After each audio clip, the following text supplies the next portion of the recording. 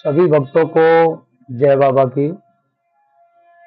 आज एक बार फिर मैं आप सभी भक्तों के समक्ष उपस्थित हुआ हूँ भक्ति सागर पंचद्वार बराड़ा धाम चैनल के माध्यम से।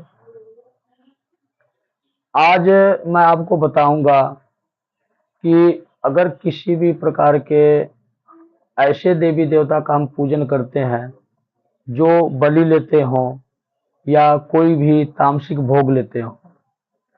पिछली वीडियो में हमने आपको मना किया था कि आप अपने जीवन में किसी भी ऐसी दैविक शक्ति की पूजा ना करें जो तामसिक भोग लेती हो या बलि या खून या इस प्रकार की ऐसी कोई प्रक्रिया उससे जुड़ी हुई हो। ऐसा मैंने क्यों कहा आपको? भक्ति के मार्ग पर चलने के लिए हमें स्वास्तिक शक्ति की आवश्यकता है और ये जो मार्ग है दैविक शक्तियां यही होती हैं, लेकिन ये इनका प्रचंड रूप होता है जो कि मंत्र की सिद्धियों के हिसाब से ये शक्तियां चलती हैं। चाहे किसी भी प्रकार की कोई शक्ति हो, हर प्रकार के दैविक शक्ति की एक उग्र शक्ति भी होती है जिसकी होती है मंत्र सिद्धियां, जिसको यूज कौन करता है? तांत्रिक लोग यूज करते हैं, मंत्र की सिद्धियां प्राप्त करते हैं और उस दैवी शक्ति को अपने वचनों में ले लेते हैं।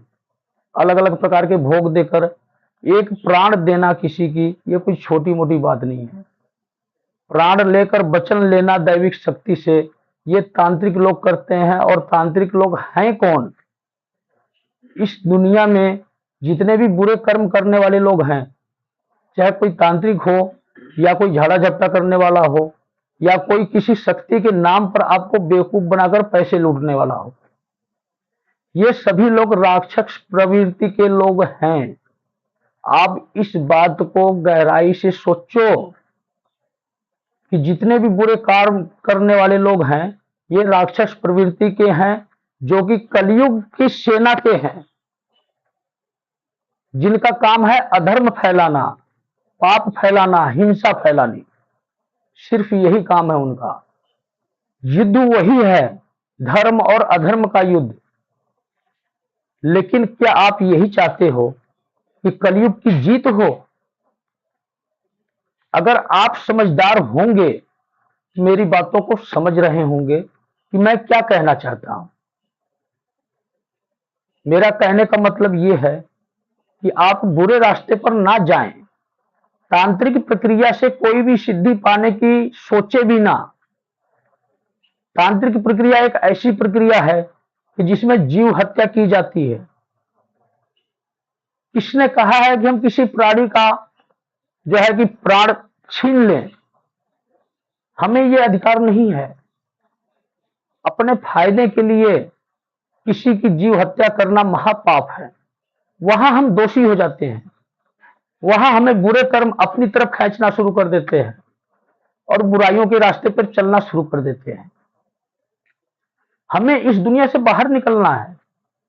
हमें एक सच्चाई और भक्तिपूर्ण मार्ग पर चलना है जिसमें स्वास्तिक देवी देवताओं की भक्ति आप करें। कोई भी शुद्ध देवी देवता हो जो बलि ना लेते हो, कोई तामसिक भोग ना लेते हो, ऐसे देवी देवताओं को आदर और सम्मान के साथ अपने घर में स्थान दें। चाहे आप इच्छुक हैं कि मैं किसी और देवी देवता की भक्ति करूं, आप किसी का भी चुनाव कर सकते हैं। हिंदू धर्म, सनातन धर्म के अनुसार आप उन्हीं नियमों का पालन करते हुए भक्ति के मार्ग पर चलें। हाँ, एक बात मैं बता रहा हूं, मैं इतना समझाने के बावजूद भी कोई व्यक्ति ऐसा है जिसके मन में ये विचार चल रहा हो कि मैं तांत्रिक प्रक्रिया सीखूंगा, तंत्र मंत्र सीखूंगा, गलत रास्ते पर चलूंगा, तू कौन होता है रोकने वाला?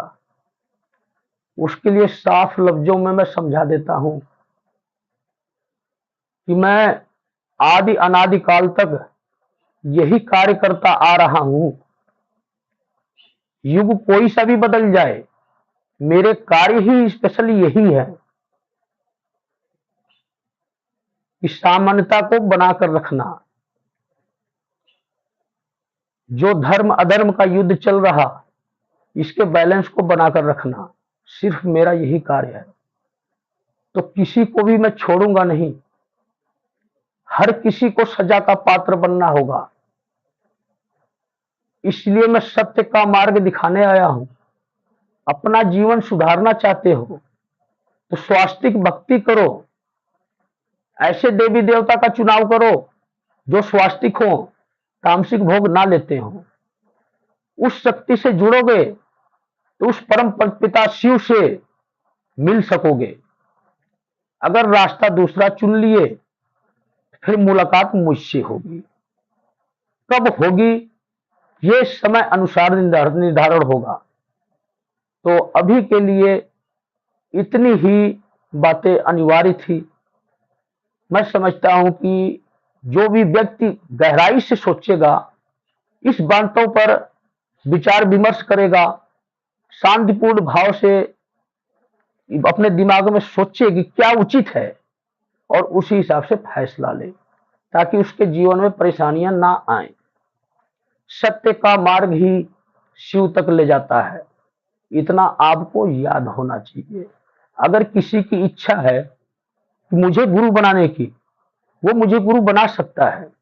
मेरे पास आने की आवश्यकता नहीं है, लेकिन मेरी भी कुछ इच्छाएं हैं।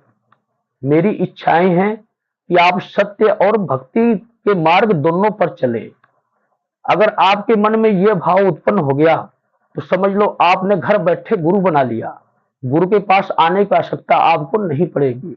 अगर आपकी इच्छा है कि हम अपने गुरु को कुछ दें, तो गुरु का सिर्फ मुंह मीठा कराया जाता है और उससे जुड़े हुए वस्त्र जो वो पहनता हो सिर्फ वही दिया जाता है। कोई रुपया पैसा या और किसी भी प्रकार का अन्य सामान, अन्य आवश्यक सामग्री देने की आवश्यकता नहीं है। अगर आप संपन्न हैं तो अपने इच्छा अनुसार आप जो मर्जी दें। ना ही गुरु के मांगने का हक है, ना ही जबरदस्ती आपको देने का हक है। इन बातों को ध्यान में रखते हुए आप गुरु के साथ अपना संबंध बनाएं। सभी भक्तों को जय बाबा की।